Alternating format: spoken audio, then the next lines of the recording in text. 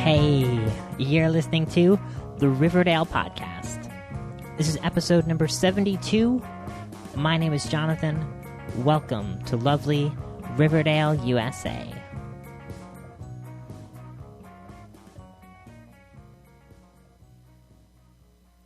This is a weekly Archie Comics fan podcast. We update every Saturday morning, and every week we break things down into 4 categories. The first category is the book of the week. That's the comic book I read this week. Sometimes it's a new comic book, sometimes it's an old comic book, but it's always an Archie comic book. We move then to the news of the week. That's what happened in the world of Archie in the week since our last podcast. We then jump to new releases. That's what came out this past Wednesday, what will be coming up this coming Wednesday from Archie Comics. We're going to wrap things up today talking about the Red Circle universe and cool stuff that's coming up with that and a recent interview surrounding that. Good stuff. I just realized, as I said 72, how cool it is that we are on episode 72. That's rad. I'm super excited about it. Let's carry that excitement over to the book of the week.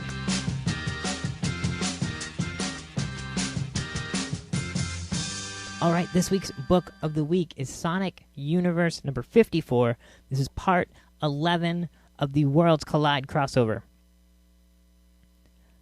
I'm having such a good time with this crossover, guys. I know we've talked about a lot of issues of this crossover, and if you're not into it and haven't caught up with it, you are missing out. But if you are not down with Sonic and Mega Man, the last part will be coming out in just a couple weeks.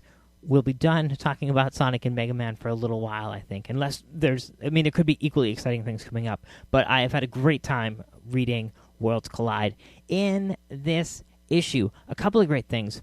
First of all, written, as always, by Ian Flynn. Pencils by Ben Bates.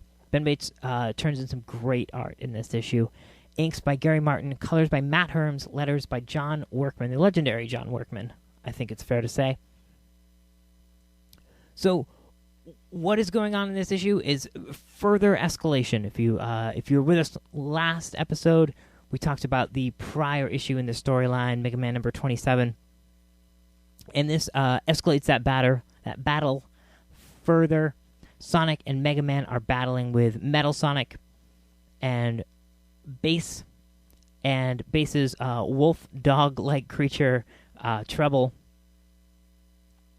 And we get some cool panels of their battle throughout the issue. And what I love about Ben Bates' art is that there's a great amount of cartoonishness to it, in that there's a little bit of that sort of Looney Tunes, Ren and Stimpy kind of squash and stretch. There's a little bit of an elongated nature to Sonic when he's moving quickly. He does a great job of drawing his feet spinning, just as this big ring for his feet. I think there's a great vibrance and a great distillation of things going on with Ben Bates' art. I'm a big fan. I'm happy that he's coming in to do the last 4 issues of this crossover. I'm having a lot of fun with it. And I think that, maybe in contrast to prior artists, I think he draws Sonic and Mega Man equally well. I think that prior artists definitely have their strengths and weaknesses, and I feel like Ben Bates has experience drawing both and draws them both very, very well. A really cool thing that they pull off brilliantly in this issue is a few pages within this battle, as I said, with Metal Sonic and with Bass and Treble. This whole battle is taking place within Dr. Wily and Dr. Eggman's base, and all of Sonic and Mega Man's friends are outside of that base carrying on their own fight. And we don't actually see how that fight is progressing in this issue. This issue takes place entirely inside of the base, as I said. But what's cool is Mega Man defeats these villains that they're fighting by using the power sets that he has taken from all of Sonic's friends. So as you go through, you see all of the Chaotix, and you see Knuckles and Amy, I think her name is, And those folks, you see sort of ghost-like images of them while he's using their powers to defeat these guys. And it's really cool. It does a lot at the same time. This is these subtle things that Ian Flynn is super, super good at doing, which is he is, he's carrying you through with a fight. So you have an exciting thing to look at. You have this battle going on. And at the same time, you are seeing all of these characters that you've met along the way once more. And you are going through the progression of the story almost. I mean, if you were to read this all in one go, this would definitely harken back and you'd remember each of the moments where he got each of these power sets. As it is, it's been a couple of months. I don't remember these specifics, but I think this is going to read well in a trade, and it really hangs together well as a story. I can't say enough good things about the way that Ian has paced this and played this out. There's a lot of heart to it. And the issue really ends with a bang. Spoiler alert, as Sonic and Mega Man are captured, and we see Dr. Wily and Dr. Eggman's gigantic robot, their gigantic, level boss, if you're going with video game terminology as would be accurate for this comic.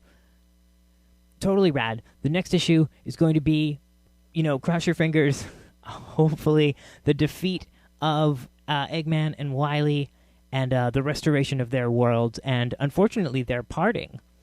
It's going to be kind of a drag to go on and read the Sonic books and read the Mega Man books and not have that same camaraderie.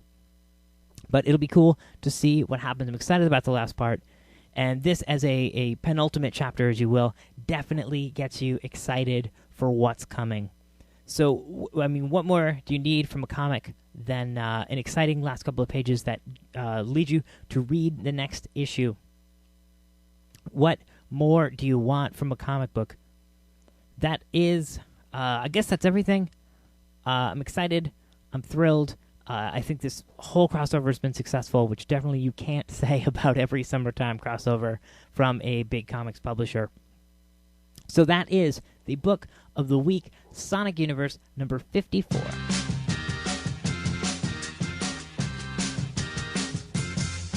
Archie news. There's big Archie news this week, and we haven't even reached the panels at San Diego Comic-Con. Awesome. First up this week in Archie news, HollywoodReporter.com brought us a cool animated, semi-animated motion comic trailer for Afterlife with Archie. Apparently this premiered at San Diego Comic-Con. I'm not sure in what capacity it was featured, but it looks great. There's, as I said, there's some sort of minimal animation, some motion comic style animation, some cool music. It looks good. If there are folks out there who haven't heard about Afterlife with Archie yet, it's a great introduction to what that's going to be. We get some great Francesco Francavilla artwork. Looks terrific. Okay, over at Archie.com, they announced through their various social media outlets that their Archie Comics app has been updated, has a new storefront, a new interface, whatever it is. Haven't checked it out yet, but you definitely should do so. Also, a long time we've been waiting for this. Long time in the making. Archie, Betty, or Veronica, the mobile game for your iPhone, iPad, iOS devices, is out from Goji Games. That launched on the 18th in conjunction with San Diego Comic-Con. Exciting stuff. I haven't had a chance to look at it. I'm hoping that you guys will let me know what you think. There'll definitely be some discussion, I'm assuming, over at archiefans.com. And excited about that. Excited to get my hands on somebody's iPad and play this game. So that's cool. Finally, this week in Archie News, the Harvey Award nominations were announced. And there are nine awards associated with Archie Comics. This is fantastic stuff.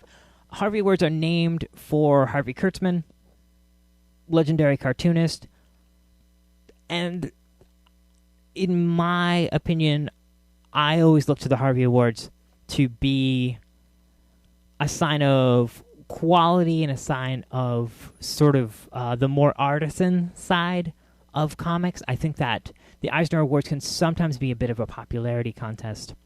And it's also sort of unnecessary to liken the Eisners to the Harvey Awards. But they are the two sort of like heavy hitter awards when it comes to comic books. In any event, the Harvey nominations for Archie are as follows. New Crusaders, nominated for Best New Series. Best Domestic Reprint Project nomination went to Best of Archie Comics Volume 2. Awesome. Best Graphic Album previously published. Archie the Married Life Book 2. Special Award for Humor in Comics. This is rad. Dan Parent got that nomination. This is super exciting. Most Promising New Talent. One of the nominations is Ryan Johnpole. Of course, from Mega Man and Sonic. Awesome. Best Colorist nomination went to Tito Pina, who does a lot of the cover colors for the various Archie books. If you look for his signature, you will find them on digests and various like Riverdale-based Archie comics. Bob Smith got a nod, a nomination for Best Inker, which is cool. Bob Smith's inking we've seen on the recent Betty and Veronica stories on top of Jeff Schultz pencils. And Jack Morelli got a Harvey nomination for Best Letterer. This is all cool stuff. This is... The nominations are voted on by industry folks. In aggregate, I think, again, comparing it to the Eisners, I believe the Eisners have a committee which then decides on things. Harvey Awards are put out to all comics professionals, and that's how the nominations are decided, and then those nominees are voted upon also by comic professionals at large. If you are a comic professional, you can vote in the Harveys. So, that is the news of the week. We haven't, as this episode goes up, we haven't had either of the great San Diego comic panels from Archie Comics. Next week, we'll probably have a bunch of news spinning out of that. Super excited. Watch our Twitter feed. Watch Archie's Twitter feed, of course.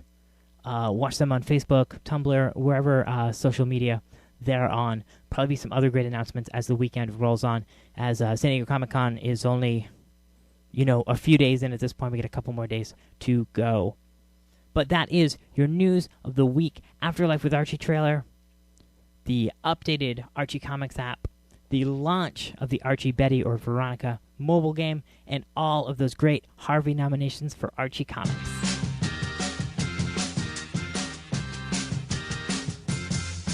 New releases from Archie this past Wednesday, July the 17th, are Betty and Veronica Friends Double Digest number 235 for $3.99, and of course the aforementioned Sonic Universe number 54 for $2.99.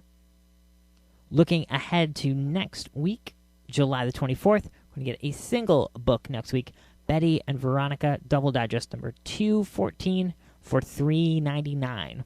Over on the digital side of things this week, we got the Fight for Archie, Betty versus Veronica. This is a digital exclusive, 300 pages of winner-take-Arch stories.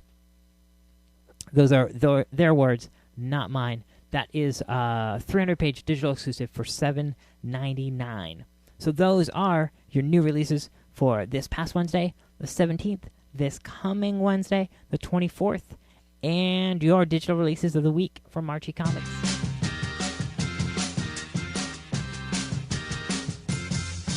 Finally today, I wanted to discuss the Red Circle line of books from Archie Comics. That's, of course, their superhero line of comic books that they launched last year with New Crusaders as a digital first series that became a print series, that became a mini-series, that became a series of mini-series that got pushed off until next year, that became a trade paperback.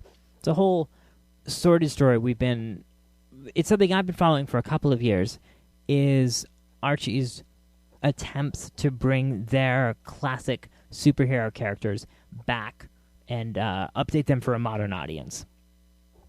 This was done really successfully with last year's New Crusaders Rise of the Heroes 6-issue miniseries. What it came to be, that was collected into a trade paperback back in April. That, of course, was written by Ian Flynn. I believe the initial issues were drawn by Ben Bates, and then the book was taken over by Elitha Martinez. That's a great-looking miniseries, a really fun story. And then, as you know, if you've been listening to the show, New Crusaders Dark Tomorrow was planned on coming out in May, hot on the heels of the trade paperback of Rise of the Heroes. Dark Tomorrow was going to come out just after that. And that was pushed off until next year with not a lot of explanation, but they did a really good job, I thought, of masking the sort of disappointment of that project being pushed off with announcing the upcoming Fox series that is a classic MLJ Archie superhero character. This is a book that's going to be written by Mark Waid and drawn by Dean Haspiel. This past week, they announced some great variant covers for that upcoming first issue by Fiona Staples and Darwin Cook, which is absolutely amazing. So we're starting to see these things sort of take shape, and we're starting to get a little bit of an idea of what this superhero universe is going to be. Just in the last couple weeks, we got the New Crusaders Legacy. This is a trade paperback that collects classic 1980s stories surrounding these characters, along with bridging material and introductions from the New Crusaders as we left them at the end of Rise of the Heroes. And then this past week, we got an interview at firstcomicsnews.com with Ian Flynn, in which he discusses very briefly and very generally the fact that Dark Tomorrow, or whatever it's going to be, the New Crusaders book that we're going to get next year, is going to have a more mainstream comic book look to it. The Rise of the Heroes miniseries had a very stylized, cartoonish, in the sense of like Saturday morning cartoonish kind of look to it. And I think it's going to be interesting to see what that transition is like, what it's going to feel like to have those characters drawn in that style. It looks like they're taking some really interesting chances with the art for the Fox book that we're going to get this fall. And hopefully we get something equally interesting coming with New Crusaders Dark Tomorrow next year. Also announced earlier this week is that within the Fox book, we're going to get backup stories of the S.H.I.E.L.D. Old school S.H.I.E.L.D. stories, new stories, but set in the past. Written by J.M. DeMatteis, awesome, and drawn by Mike Cavallero. I feel like a lot of this stuff is being worked on behind the scenes, and there's a lot of thought and effort being put into all of this. And just in this past week, we've gotten a few little announcements that are really exciting and show that they are still actively working and building this line of Red Circle comics, which I'm really, really, really excited about. So I guess in conclusion, I'm excited about Rise of the Heroes. It was a great series. I love the New Crusaders Legacy. I've gotten through a little bit of that. It's a great book full of classic stories. I'm excited about the announcements this week about the S.H.I.E.L.D. backup stories, the great variant covers coming up from the Fox. I'm excited about the Fox. I think that's going to be a great series. Mark Waid is doing some of the best work of his career in the last couple of years working on Daredevil at Marvel. And this interview with Ian Flynn over at First Comics News this week really leads me to believe that Dark Tomorrow is going to be worth the wait, that the delay has been for a good reason, and that we're going to get a really exciting book that is very unlike anything we've seen from Archie, maybe ever, and definitely since the Red Circle line of the early 80s. So I'm super excited about the Red Circle, guys.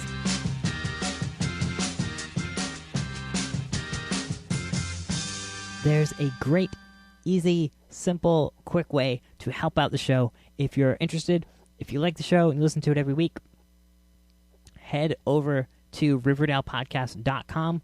Click any of the Amazon links on the page, any of those products you see on the page in the Amazon box.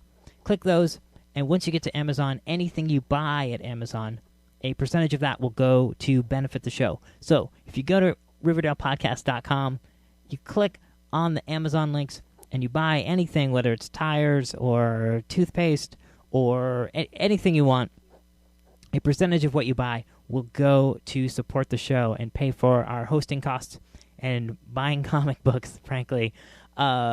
It's really great. A lot of you have been doing it, and I really, really appreciate that.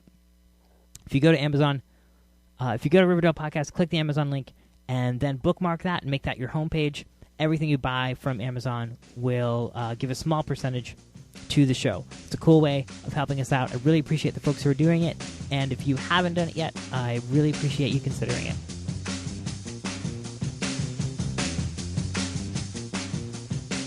On the way out today, I want to remind everybody to head over to RiverdalePodcast.com. There you'll see the great Patrick Spaziante cover for Sonic Universe number 54, this week's Book of the Week. Below that, you're going to get links to all of the news we discussed in the news portion of the show, the whole list of Harvey Award nominees. You're going to see the link to that awesome Afterlife with Archie trailer. You get links to all those great announcements from the Red Circle line that I just talked about. Great stuff. Also at RiverdalePodcast.com, you'll find links to like us on Facebook, Facebook.com/RiverdalePodcast. Follow us on Twitter, at RiverdalePod. Send an email to RiverdalePodcast@yahoo.com. Send any of your questions or comments there. Love to have your voices on the show. Any questions or comments about Archie Comics or about me or any of that stuff, anything you hear on the show for sure. You can subscribe to the show on iTunes, have it delivered to your computer every Saturday morning as it's released. You can also listen to the show on Stitcher through the Stitcher mobile app. Head over to Stitcher.com for more information. You can now listen to the show on YouTube, youtube.com/Riverdale Podcast, posting all the audio episodes there. Thinking about video stuff. We'll probably get into that later. But I think that's everything. Head over to ArchieFans.com and join the conversation. Lots of folks there every day talking about Archie Comics. You could be one of them. I guess that's going to do it for this week. Thanks so much for listening. Again, my name is Jonathan, and I'll see you again next week here in lovely Riverdale, USA.